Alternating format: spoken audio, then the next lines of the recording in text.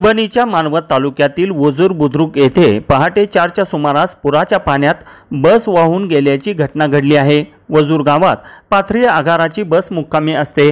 बसमध्ये चालक सुदाम दहे आणि वाहक शिवाजी देशमुख हे झोपलेले होते। बसमध्ये पाणी शिरल्याचा आवाज येत असल्याचे लक्षात आल्यावर त्यांनी बस चालू करण्याचा प्रयत्न केला, परंतु बसला चालू होऊन ब्रेकच्या हवेची टाकी भरण्यास वेळ लागला।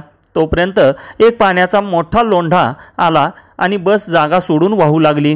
प्रसंगावधान राखून चालक आणि वाहक यांनी वाहनातून काढता पाय घेतला आणि स्वतःचा जीव वाचवला।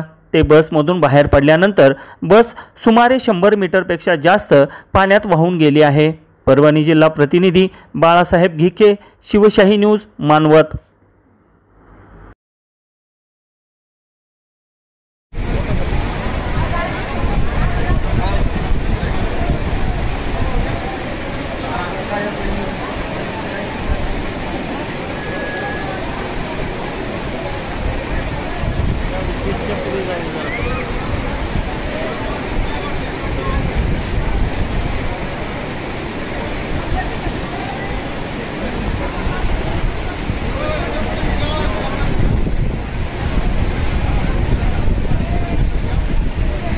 ताज्या घडामोडी जाणून घेण्यासाठी शिवशाही न्यूज यूट्यूब चॅनलला सबस्क्राइब करा। आपण हा व्हिडिओ फेसबुकवर पाहत असाल तर फेसबुक पेज फॉलो करा आणि शिवशाहीन्यूज.com या आपल्या वेबसाईटलाही भेट द्या।